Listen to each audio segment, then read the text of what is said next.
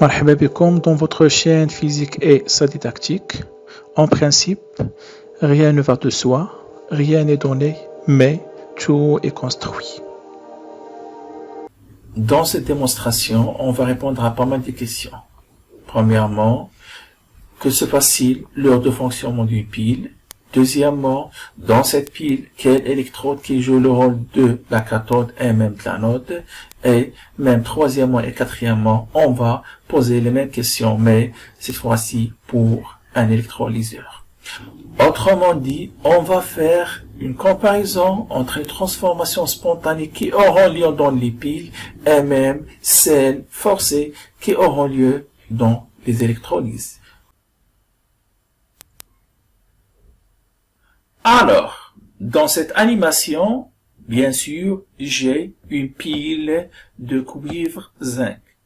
D'une façon générale, une pile est constituée de deux compartiments et même un pont salin.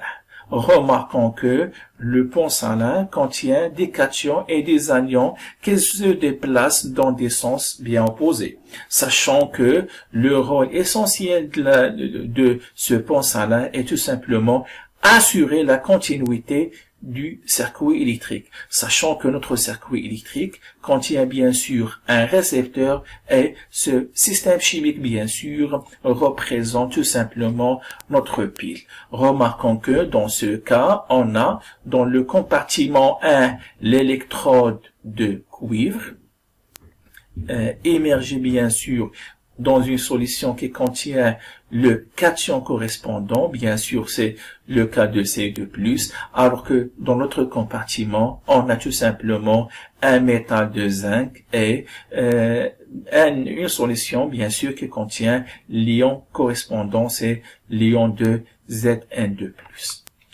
Maintenant, pour parler sur la polarité de cette pile, on peut travailler sur pas mal des indices. Indice 1, tout simplement, je remarque que la masse de cet électrode augmente en fonction du temps, c'est-à-dire le cuivre est en production lors du fonctionnement de la pile. Donc ça signifie que tout simplement le cuivre représente la borne positive. Un autre indice, je remarque que la masse de Zn diminue en fonction du temps, c'est-à-dire le métal de zinc est en consommation. Ça signifie que le zinc tout simplement représente le pôle négatif. Je passe maintenant même à un autre indice qui sera très important. Comment? D'une façon générale, je sais bien que les électrons se déplacent de la borne négative vers la borne positive. Donc, en se basant sur ce sens de déplacement des électrons libres, bien sûr, on déduit que le zinc représente la borne négative, alors que le cuivre représente la borne positive.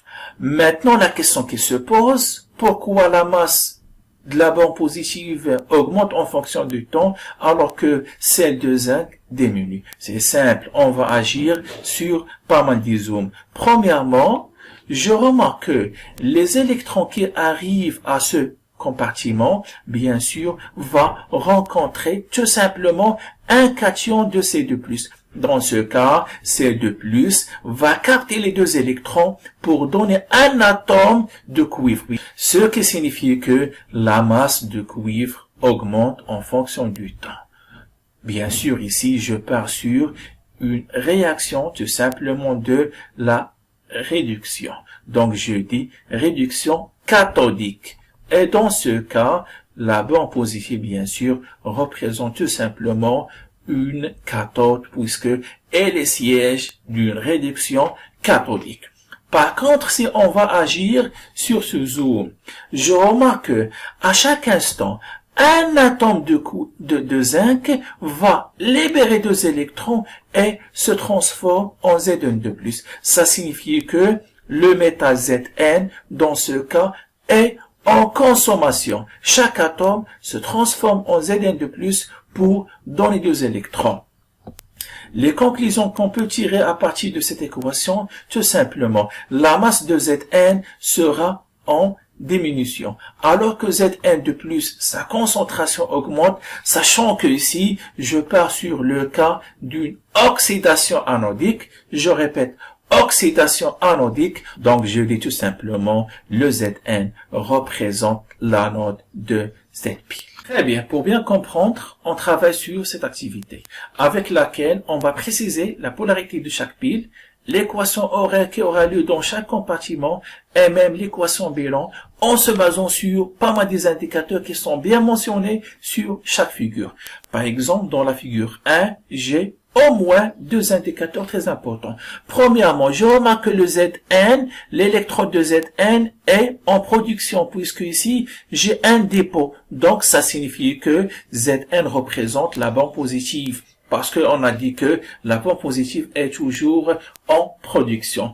Et j'ai une autre remarque très importante. Je remarque que le Al est en consommation. Sa masse diminue en fonction du temps. Donc Al tout simplement représente la borne négative. De plus, puisque Al est en consommation, ça signifie que à chaque instant, un atome de Al va réagir pour donner Al3+, et avec la libération de 3 électrons selon une équation d'oxydation anodique. Donc, Al représente bien sûr l'anode. D'autre part, puisque le Zn est un produit, sa masse augmente. Dans ce cas, le Zn de plus qui va réagir pour capter 2 électrons, ce qui donne l'occasion de produire Zn comme un dépôt, bien sûr, selon une réaction de réduction cathodique. Et dans ce cas, je dis que le Zn représente bien sûr la cathode. Et bien sûr, l'équation bilan sera comme suit, sachant que ici, on a multiplié fois 2 et ici fois 3 pour éliminer les 6 électrons. Ainsi, l'équation bilan dit que, tout simplement, 3 ions de Zn de plus vont réagir avec 2 atomes de Al pour donner 3 atomes de Zn et 2 ions de Al3+. Passons maintenant au deuxième exemple. Bien sûr, dans ce cas, l'indicateur le plus important, le sens de courant électrique, puisque le courant électrique fait son départ de la borne Ag, ça signifie que le Ag représente tout simplement la borne positive, alors que le Fe représente la borne négative. Dans ce cas, le Fe va réagir pour donner Fe de plus 2 électrons, alors que, bien sûr, je pars sur l'oxydation anodique. Par contre, dans notre compartiment, on aura un ion Ag+, qui va capter un électron pour donner l'occasion de produire Ag selon une réduction cathodique. Et finalement, ici, fois 2 pour avoir l'équation bilan. Passons maintenant à la troisième figure qui montre un autre indicateur. Ici, j'ai un voltmètre.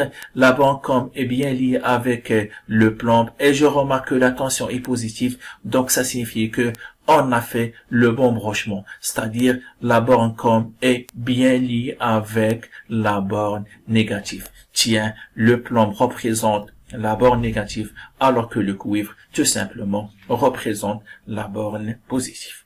Ainsi, les réactions qui auront lieu, tout simplement, on aura l'oxydation anodique du plomb et la réduction cathodique de l'ion de de plus.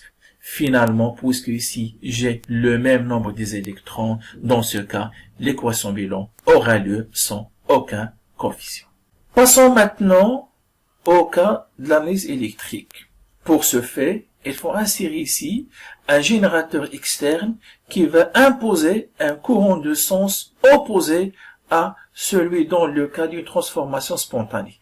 Ainsi, je pars ici sur une transformation forcée. Remarquons que dans ce cas, les électrons arrivent au compartiment de Zn. Donc, ça signifie que chaque ion de Zn de plus va capter les 2 électrons, ce qui donne Zn. Ainsi, je déduis que le Zn sera en production et non en consommation. De plus, l'équation correspondante est une réduction, je dis réduction cathodique, et dans ce cas, je dis que le Zn est tout simplement représente la cathode.